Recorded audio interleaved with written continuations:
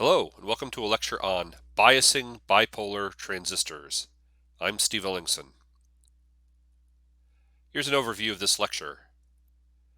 First, we'll talk about the self-bias technique, also known as collector feedback stabilization, for biasing bipolar transistors, and we'll show an example of that.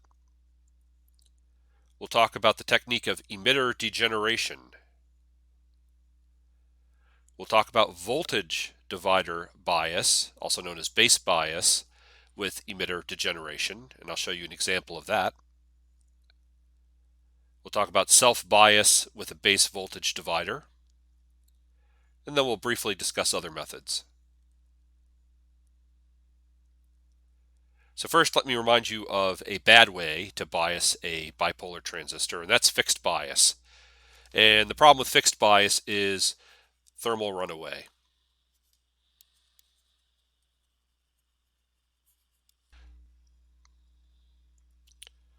The approach I may have recommended in a previous lecture was self-bias. And for bipolar transistors, this is also known as collector feedback stabilization. And the technique looks like this. You have a positive supply, you have a resistor in the collector path called R sub C. You have these things, which you will recall have to do with isolating RF and DC, and we may or may not need these components. And we'll show you several examples of how that works as we go through this lecture. The base current is pulled from the collector path through this resistor R sub 1. And in this case, we're assuming a common emitter configuration. So the input is tied to the base through a blocking cap, and the output is tied to the collector through a blocking cap. And we may or may not need these blocking caps. That depends on considerations I discussed in a previous lecture as well. So let me show you how this works. Here's the circuit drawn again. Using Kirchhoff's voltage law, we can figure out some things. In this case, we'll start off at VCC. We see that the current flowing through this resistor is I sub B plus I sub C, because the DC currents can't go here and they can't go here. So we see that voltage drop appear here. We see a voltage drop of I sub B R1 appearing here. And then we see the base emitter voltage. And that gets us to ground, and then from ground back up to VCC. So that closes the loop for KVL analysis. And all that equals 0. So we get this equation right here. Now we note that I sub B plus I sub C is approximately equal to I sub C. Now why is that? It's because I sub C is equal to beta I sub B, and beta is large, tens to hundreds. So to a good approximation, this is just I sub C here. And so we can reorganize this equation. We get V sub CC here. We'll separate terms by resistors here, and we'll make substitutions so we have everything in terms of collector currents. So we find V sub CC minus I sub C, R sub C, minus I sub C divided by beta, times R sub 1 minus V sub BE. So very simple relationship here. And this is now approximate. It's approximate because of this assumption. We can solve for I sub C. We find that it's V sub CC minus V sub BE in the numerator, divided by R sub C plus R1 divided by beta. And in fact, we see that if R sub C is very large compared to R1 divided by beta, then the denominator becomes simply R sub C.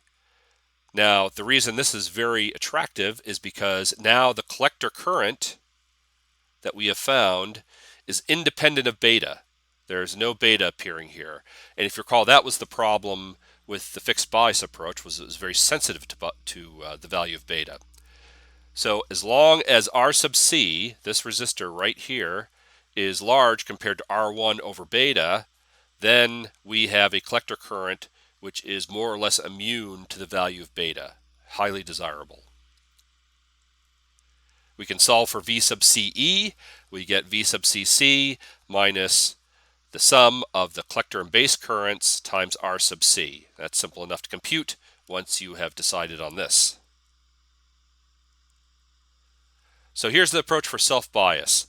You use R sub C, the collector resistor, to set both I sub C and V sub CE. Once you decide on the value of the collector resistor, the collector current and the collector emitter voltage are set. The only thing that R1 does here is it controls the sensitivity to beta, right? In other words, the role of R1 here is to make sure that this approximation is true. One disadvantage that we see for self-bias is that this is going to be less flexible for design than fixed bias because we only have 1 degree of freedom here. We choose RC and the collector current and the collector emitter voltage are set.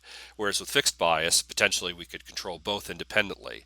So we'll talk about ways to get some of that flexibility back as we proceed through this lecture. So you might ask the question, why not just set R1 equal to 0? Right? Setting R1 equal to 0 here would make R sub C much, much greater than this factor. Well, the reason is for power consumption. The smaller R1 is, the greater the current will be flowing through here and the greater the power dissipation. Also, if we do that, we'll see that VCE starts to get low. So generally, it's not a solution to simply set R1 equal to 0. There's some trade-off here between higher values of R1, which reduce power consumption, and lower values, which improve the degree to which this is insensitive to beta. So here's an example. In this example, I've set VCC to 8 volts. That's the power supply voltage. I've chosen a collector current here of 5 milliamps, perhaps based on a recommendation from a data sheet or some other consideration. Beta is 60 on the low side to 130 on the high side. Very typical variation to see. So those are the givens.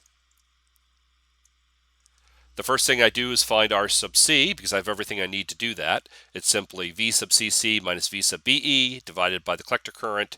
That gives me 1.47 kiloohms. Again, given the collector current, that collector resistor value is constrained. So there it is. We write it into the schematic. Now I need R1 to be much, much less than beta times R sub C. Beta times R sub C here is 88.2 kiloohms, using the smallest beta, using 60. Now the question is, how much smaller should R1 be than 88.2 kiloohms? 88.2 kiloohms for R1 doesn't seem like a good choice because that wouldn't be much, much less than 88.2 kiloohms. The way to sort this out is to first write the exact equations. So what I've done is I've gone back to the circuit analysis and I've written down the exact equations for I sub C and V sub CE. And then I can do a quick analysis to find out what the power consumption is going to be. Because remember, the trade-off here is between power consumption and insensitivity to beta. So I want to see how low I can make R1 without unacceptably increasing power consumption. So here's the trade-off written out. So let's start off with beta equals 60. If I choose R1 equal to 10 kiloohms, which is certainly less than 88.2 kiloohms, I find the collector current is 4.42 milliamps. Now note that this is not 5 milliamps. The reason it's not 5 milliamps is because the original design equations are based on an approximation. The collector emitter voltage is 1.39 volts. And the total current is 4.5 milliamps. And the total current here is telling us what the power consumption is going to be because this current is extracted at a voltage of VCC, and VCC will remain constant here. So the greater the total current, the greater the power consumption. So I can look at an even smaller value of R1, which will be better for improving sensitivity to beta, but worse for power consumption. And for 1 kiloohm, I find 4.86 milliamps for the collector current, and I find 0.73 volts for the collector emitter voltage, so we see that's going down. And we see the power consumption is going up. It's gone up significantly here. If I go even further to 100 ohms, I get 4.91 milliamps for the collector current, 0.66 volts for the collector emitter voltage, and I'm very close to 5 milliamps. So now we see how this trade-off is playing out. But I've only done this so far for a beta of 60. I should try it for the opposite extreme, 130. In that case, I find 4.75, 4.97, and 5 milliamps respectively for collector currents of 4.72, 4.94, and 4.96 milliamps respectively. So based on this trade-off, we could figure out what value of R1 to choose. And we see it's not really very sensitive to R1, right? I mean, all these values are acceptable in some sense. You just have to decide how important it is to you to have the lowest possible power consumption. Now, one more note to make here is that in no case here is the collector current equal to 5 milliamps. No case here is at 5 milliamps. That's, again, because of the approximation that we used to develop the design equations. So a typical next step in this design process would be, of course, to adjust all these values to get exactly 5 milliamps if that's what's specified. So I'm not ignoring that. I'm simply saying that that's something you'd probably do as a second step. And there's really no point in trying to get it right in the first pass because there will be myriad other things which are different from what you expected.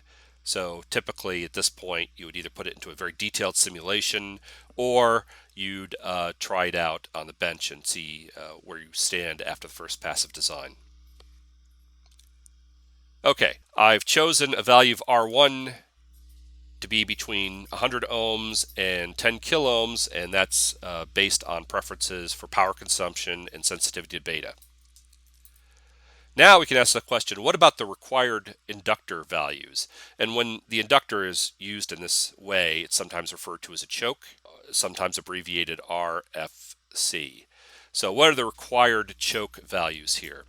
Well, that depends. Here, RC is pretty large. It's 1.47 kiloohms.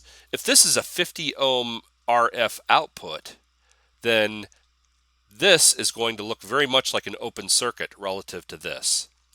So RC probably provides pretty effective isolation of RF from the power supply in this case, as long as the output impedance is on the order of 50 ohms or so. Now, to be clear, if the output impedance is much greater, like on the order of a kiloohm, which is possible, then you would have to do something here. You would have to introduce a choke, and that choke would have to have an RF impedance, or the magnitude of the RF impedance would have to be large relative to 1 kiloohm. If R1 is also sufficiently large, then the base bias choke, this one here, will not be required. Right? So this becomes a third consideration in choosing R1. We do better with larger values of R1 because if we choose a sufficiently large value, we may not need this choke in the base current path.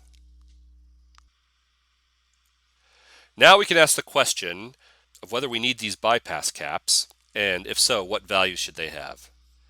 Well, note that the primary benefit of these capacitors will be to shunt the power supply noise and power supply transients to ground. So you would choose C appropriately.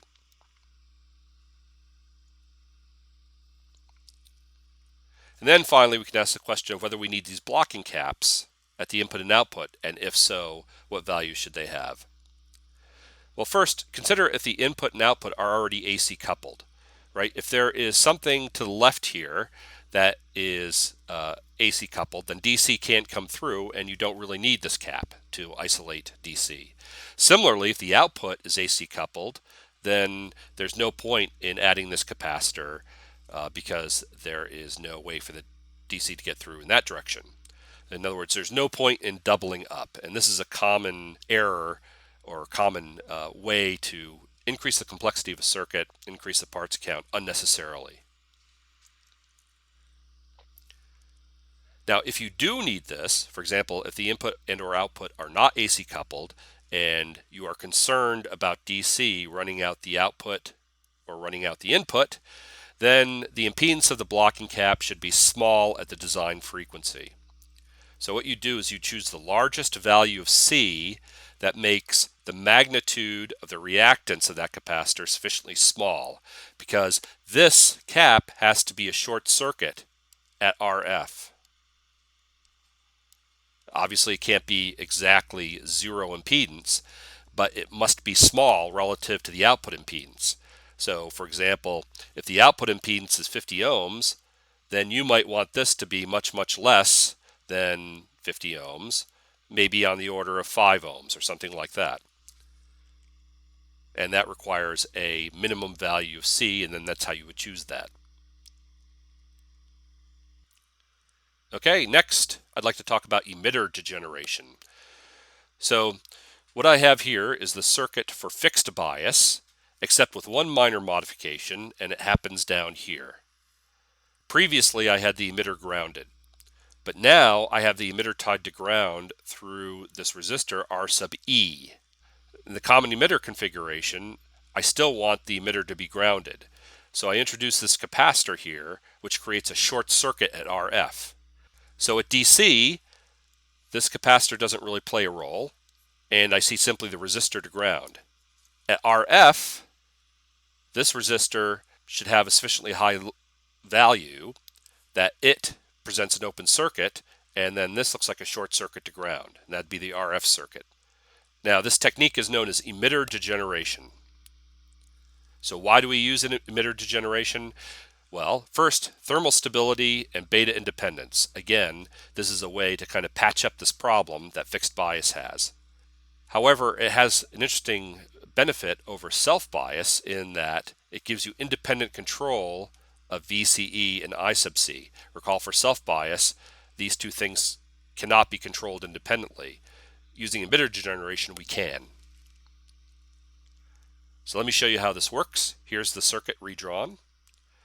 Using KVL, we once again work this out for a loop that starts off at the power supply, goes through this resistor, R sub 1, and we see the base current flows through that resistor. The inductor is a short circuit at DC. We go through the base emitter junction, so we see V sub BE, and then we go through the emitter resistor, and that's with a current of I sub E. And then, of course, we complete the loop by going up to the power supply. So I can make some substitutions here. I sub B is equal to I sub E, the emitter current, divided by beta plus 1. This comes directly out of the current relationship between I sub C and I sub B, right? Because I sub E equals I sub C plus I sub B. I can now solve for I sub E. I get this expression, and we see that beta appears here. Now I solve for I sub C. The way I get I sub C is I simply, again, use a relationship between I sub C, I sub B, and I sub E. I sub C equals this factor times I sub E. I just worked out what I sub E is. So I multiply those two things together, and I get I sub C is V sub CC minus V sub BE over R sub E plus R1 over beta plus 1. So now I use the same trick that I employed for self-bias. I choose a value of R sub E that is much, much larger than the ratio of R1 to beta plus 1. Right? In other words, I want this to be much, much greater than this. If I do that, then the denominator is approximately this. So if I make this approximation, then I sub C becomes independent of beta, just as it did in the self-bias case. And I can solve for V sub CE in this case. It's simply V sub CC minus IC RC minus IC RE. So again, this is less sensitive to variations in beta and V sub BE, that is temperature, than fixed bias. It can be combined with self-bias. There's actually nothing to stop me from replacing this part of the circuit with the self-biased arrangement. And sometimes there's a good reason to do that, most often because there's something in the topology of the circuit, in the RF circuit, that suggests that that's a good idea. However, note that you must bypass R sub E with this capacitor to avoid changing the RF behavior. Again, if the RF circuit is expecting a common emitter transistor configuration with the emitter tied to ground, you have to have that capacitor there. Yet another arrangement, voltage divider bias with emitter degeneration. So here I have a common emitter transistor with emitter degeneration. But now I have a fixed bias type of arrangement, except I've added this section of the circuit. So if you look at this for a moment, you see at DC, what I have here is R1 and R2 forming a voltage divider. And I can use that voltage divider to control the base voltage and thereby the base current. So this is yet another way to bias a bipolar transistor. Why would I do this? Well, I get additional degrees of freedom in determining the trade-off between robust biasing and power consumption. You can kind of see a glimpse of this right away. If I can use R1, R2 to increase the total resistance in this path, then I can decrease the power consumption, yet with more freedom to choose the bias point that I want. So let's show an example. Here's the circuit redrawn from the previous slide. I'm going to define this current to be flowing through this path, R1 and this thing. And remember, at DC, the inductors are short circuits and the capacitors are open circuits. Now, if I look at what I have here in this yellow block, I can replace all of this with a Thevenin equivalent. And Thevenin equivalent goes like this. I have some power supply in series with a resistance.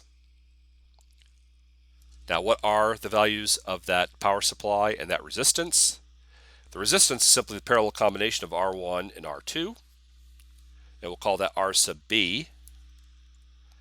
And the power supply voltage, which we'll now refer to as V sub BB, is given by V sub C times what you expect from the voltage divider, R sub 2 over R sub 1 plus R sub 2. And this is a perfectly acceptable Thevenin equivalent circuit for everything in the yellow shading in the top circuit. So now we use KVL. KVL, we start off at V sub BB. We know that we have this current flowing through R sub B, and that's the base current. That's the current that's flowing into the base. Then we see the base emitter junction, V sub BE. And then we see the voltage drop associated with the emitter resistor. So now I've rewritten this, substituting values to eliminate I sub B and put everything in terms of I sub C. So I sub B becomes I sub C divided by beta, and I sub E is approximately I sub C, because beta is large, and that makes I sub E approximately the same as I sub C. So this is now an approximate relationship. I can solve for I sub C in this case. It's simply V sub BB minus V sub BE over R sub E plus R sub B over beta. And then I can do the usual trick. I can figure out a relationship between these resistors that makes beta irrelevant. And so if I choose R sub E to be much, much greater than the ratio of R sub B to beta, then I get that I sub C is approximately this, which is independent of beta. So once again, we've made the bias independent of beta, at least approximately. We can once again solve for V sub CE. That's simply this. So here's the method.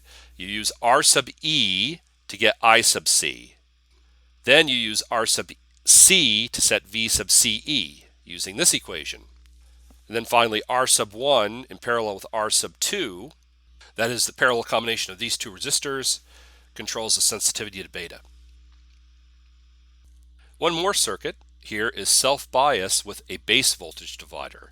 So again, I have a base voltage divider here. And you can see I'm using the self-bias technique because I'm pulling the base current from the collector path.